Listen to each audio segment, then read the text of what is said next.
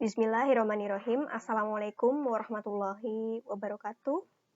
Terima kasih saya ucapkan kepada Ibu Ika Septiana Windy Antari, SSI MStat, yang telah memberikan saya kesempatan untuk menjelaskan proposal penelitian yang berjudul Analisis Pengaruh Pembiayaan Mudharabah dan Pembiayaan Musyarakah terhadap Jumlah Pendapatan Bagi Hasil pada BNI Syariah tahun 2018-2020.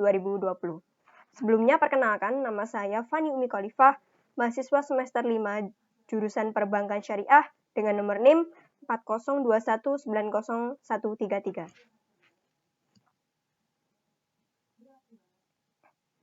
Latar belakang.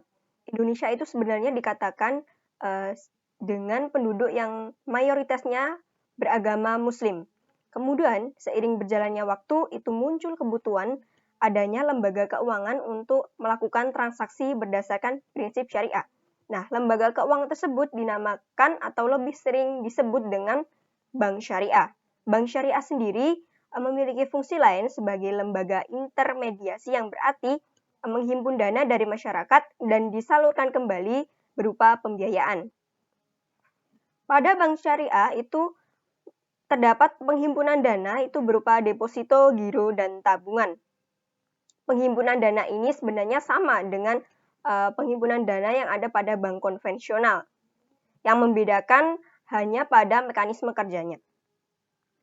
Kemudian bank syariah itu memiliki pembiayaan yang menggunakan prinsip bagi hasil, yaitu dinamakan pembiayaan mudharabah dan pembiayaan musyarakah. Pembiayaan mudharabah ialah akad bagi hasil, prinsip sistem bagi hasil yang terjadi antara dua pihak, di mana pihak pertama menyediakan seluruh modal atau sohibul mal dan terjadi pada pihak bank, kemudian pihak nasabah itu sebagai mudharib atau pengelola dana. Kemudian pembiayaan musyarakah yaitu akad kerjasama antara pihak bank dengan nasabah untuk digunakan usaha tertentu. Pembagian hasilnya itu berdasarkan nisbah yang disepakati bersama, sedangkan kerugian itu akan dibagi sama rata berdasarkan proporsi masing-masing yang telah disepakati.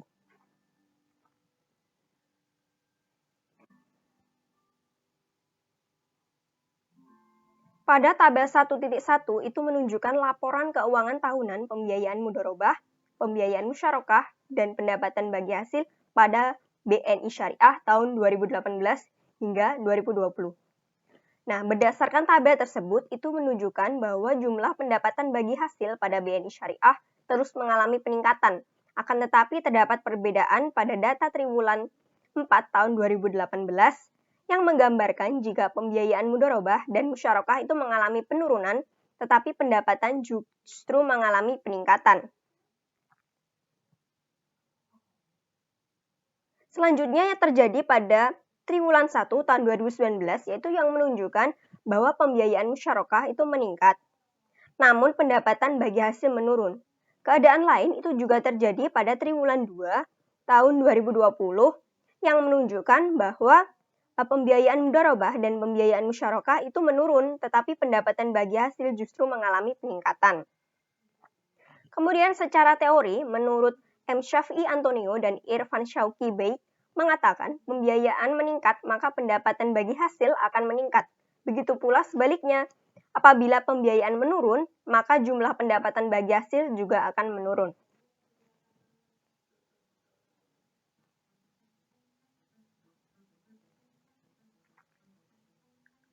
Menurut penelitian Agnes Urbanirum tahun 2020 dengan judul penelitian Pengaruh Pembiayaan Mudharabah Musyarakah terhadap Jumlah Pendapatan Bagi Hasil Bank BNI Syariah dan BCA Syariah tahun 2018, itu memiliki perbedaan dengan penelitian ini, yaitu terletak pada tahun penelitian, di mana pada penelitian milik Agnes Urbanirum itu terjadi pada tahun 2011 hingga 2018 dengan objeknya yaitu pada Bank BNI Syariah dan BCA Syariah.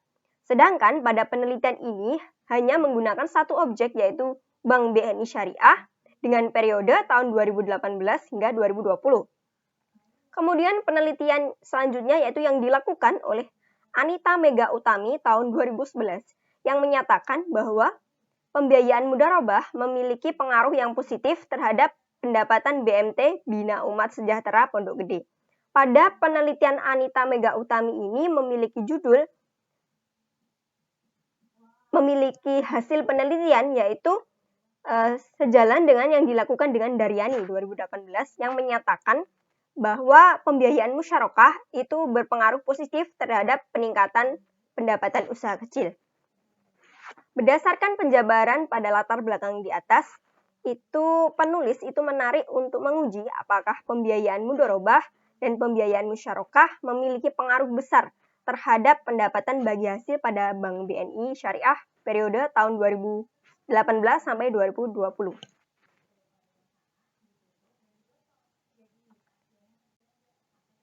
Selanjutnya yaitu rumusan masalah pada penelitian. Berdasarkan latar belakang di atas, itu peneliti menguji seberapa jauh pengaruh pembiayaan mudharabah dan pembiayaan musyarakah terhadap pendapatan bagi hasil pada BNI Syariah periode 2018 sampai 2020. Selanjutnya yaitu peneliti rumuskan ke dalam beberapa pertanyaan sebagai berikut. Yang pertama, apakah terdapat pengaruh pembiayaan mudharabah terhadap jumlah pendapatan bagi hasil pada BNI Syariah periode 2018 sampai 2020? Yang kedua, apakah terdapat pengaruh pembiayaan musyarakah terhadap jumlah pendapatan bagi hasil pada BNI Syariah periode 2018 sampai 2020?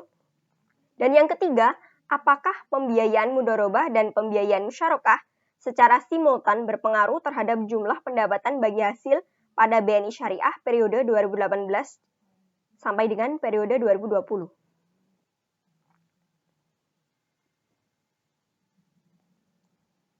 Selanjutnya yaitu tujuan penelitian. Yang pertama, untuk menganalisis dan mengetahui pengaruh pembiayaan mudharabah terhadap jumlah pendapatan bagi hasil pada BNI Syariah periode 2018 sampai dengan 2020.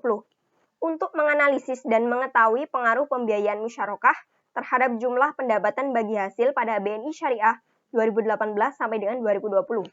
Yang ketiga, untuk menganalisis dan mengetahui pembiayaan mudharabah dan pembiayaan musyarakah secara simultan berpengaruh terhadap jumlah pendapatan bagi hasil pada BNI Syariah periode 2018 sampai dengan 2020.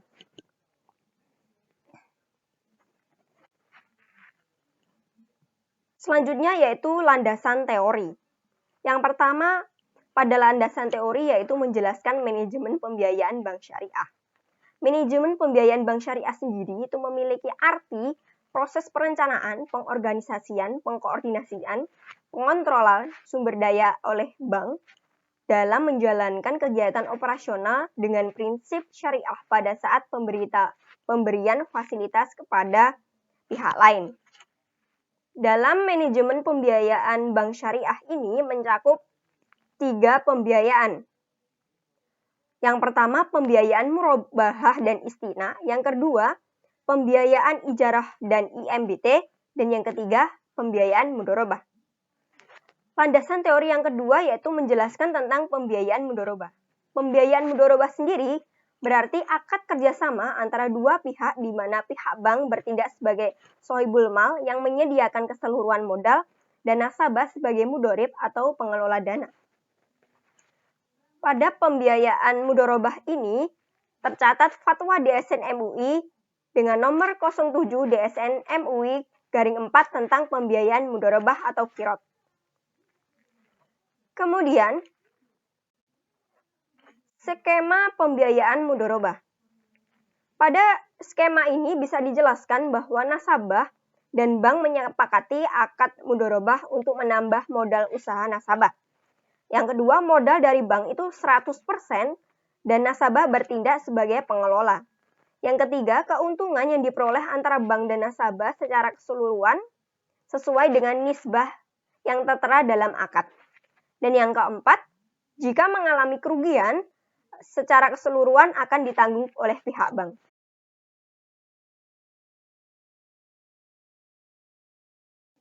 Hipotesis. Hipotesis adalah jawaban sementara yang disajikan berupa pertanyaan. Alasan dikatakan jawaban sementara karena jawaban yang ada pada teori relevan belum didasarkan fakta empiris melalui pengumpulan data.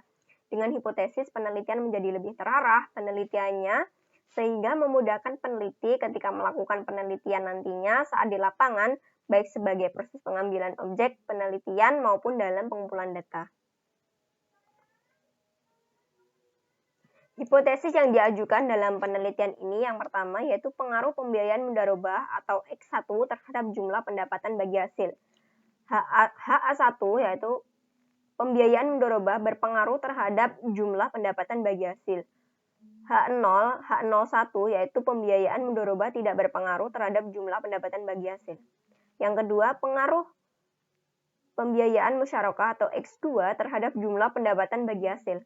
HA2 yaitu pembiayaan musyarakah terhadap jumlah pendapatan bagi hasil. H02 pembiayaan musyarakah tidak berpengaruh terhadap jumlah pendapatan bagi hasil. Yang ketiga, pengaruh pembiayaan mudharabah dan pembiayaan musyarakah. X1 dibanding X2 terhadap jumlah pendapatan bagi hasil. HA3 pembiayaan mudharabah dan musyarakah berpengaruh secara simultan terhadap jumlah pendapatan bagi hasil. H03 pembiayaan mudharabah dan musyarakah tidak berpengaruh secara simultan terhadap jumlah pendapatan bagi hasil. Selanjutnya, metode penelitian. Pada metode penelitian yang pertama terdapat rancangan penelitian. Penelitian itu dilakukan untuk mengetahui pengaruh pembiayaan mudharabah musyarakah terhadap jumlah pendapatan bagi hasil pada BNI Syariah. Perbedaan antara teori dan fakta menjadikan alasan dalam penelitian.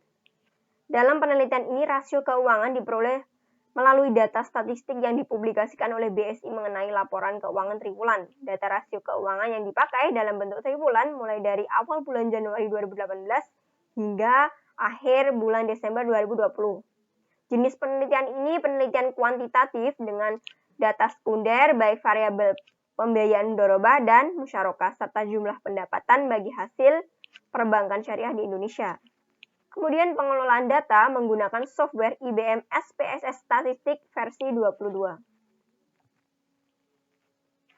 Kemudian variabel penelitian dan definisi operasional. Penelitian ini terdapat beberapa variabel penelitian yaitu dua variabel independen yaitu variabel pembiayaan mudharabah dan pembiayaan musyarakah serta satu variabel dependen jumlah pendapatan bagi hasil. Dan definisi operasional adalah nilai dari objek atau kegiatan dengan berbagai variasi yang telah ditetapkan oleh peneliti untuk dipelajari dan ditarik kesimpulan. Nah, ini adalah variabel penelitian dan definisi operasional dalam bentuk tabel. Yang pertama, variabel mudharabah X1 yang memiliki definisi pembiayaan dengan akad bagi hasil ketika Sohibul Mal memberikan dananya kepada mudharib dengan ketentuan keuntungan yang dibagi sesuai kesepakatan akad. Dengan indikator pembiayaan mudharabah sama dengan jumlah pembiayaan mudharabah dengan skala nominal. Yang kedua, musyarakah atau X2 yang berarti akad kerjasama antara bank dengan nasabah untuk menggabungkan modal dan melakukan usaha secara bersama dalam suatu kemitraan dengan nisbah pembagian hasil sesuai kesepakatan. Dengan indikator pembiayaan musyarakah sama dengan jumlah pembiayaan musyarakah dengan skala nominal. Yang ketiga, jumlah pendapatan bagi hasil atau Y.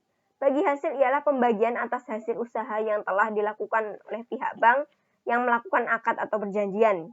Dengan indikator, pendapatan bagi hasil sama dengan jumlah pendapatan bagi hasil dengan skala nominal. Lokasi dan periode penelitian. Penelitian ini dilakukan di Indonesia pada Bank BNI Syariah yang terdaftar di OJK dengan mengambil data laporan dari website www.bankbsi.co.id. Periode penelitian ini dimulai dari 15 September sampai dengan 3 Oktober 2021. Populasi dan sampel. Populasi itu disebut sebagai sekumpulan objek yang dijadikan sasaran penelitian. Populasi dalam penelitian ini yaitu laporan keuangan BNI Syariah tahun 2018 sampai 2020.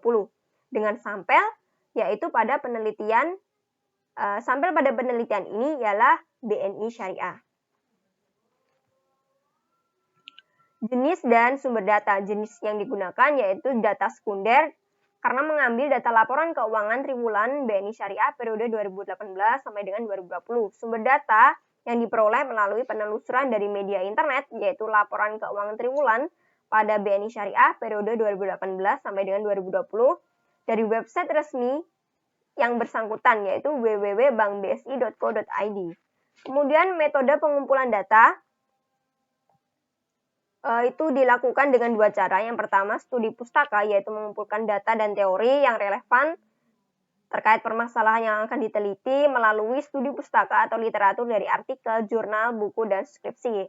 Kemudian studi dokumentasi, yaitu berupa laporan keuangan triwulan Bank Umum Syariah yang akan diteliti tahun 2018 sampai 2020 melalui data statistik yang dipublikasikan website resmi dari BSI terkait dengan sampel yang akan diteliti. Yang terakhir yaitu teknik pengolahan data dan analisis data. Yang pertama yaitu analisis deskriptif, yaitu digunakan untuk gambaran atau deskriptif dari data yang akan digunakan. Kemudian uji asumsi klasik ini untuk mengetahui apakah hasil estimasi regresi yang dilakukan benar-benar terjadi adanya gejala. Uji ini mencakup uji normalitas, uji multikolinearitas, uji heteroskidastisitas, uji autokolerasi, kemudian uji linearitas. Yang ketiga, analisis regresi linier sederhana. Analisis ini digunakan untuk mengetahui ada tidaknya hubungan antara dua variabel, yakni variabel bebas dan variabel terikat atau Y. Kemudian analisis regresi linier berganda. Ini digunakan untuk mempelajari hubungan terdapatnya pengaruh atau tidak secara signifikan dua atau lebih antara variabel tidak bebas maupun variabel bebas dengan variabel terikat atau variabel Y. Yang ketiga, uji hipotesis ini dilakukan secara bersama-sama dengan menggunakan uji statistik, yaitu seperti uji t-test dan uji F atau F-test. Yang terakhir yaitu koefisien determinasi, disimbolkan dengan R kuadrat yang digunakan untuk mengukur seberapa besar kemampuan model dalam menjelaskan variasi variabel independen, variasi variabel dependen.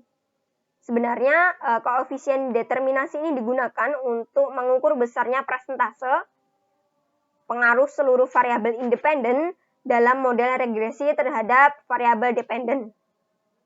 Dengan mengetahui nilai koefisien determinasi, itu memudahkan peneliti untuk menjelaskan kebaikan dari model regresi dalam memprediksi penelitian. Baik, kiranya itu saja yang bisa saya sampaikan terkait dengan proposal penelitian kualitatif dengan judul Analisis Pengaruh Pembiayaan Mudharabah dan Pembiayaan Musyarakah terhadap jumlah pendapatan bagi hasil pada BNI Syariah tahun 2018-2020. Saya mohon maaf bila terdapat kesalahan kata yang saya ucapkan.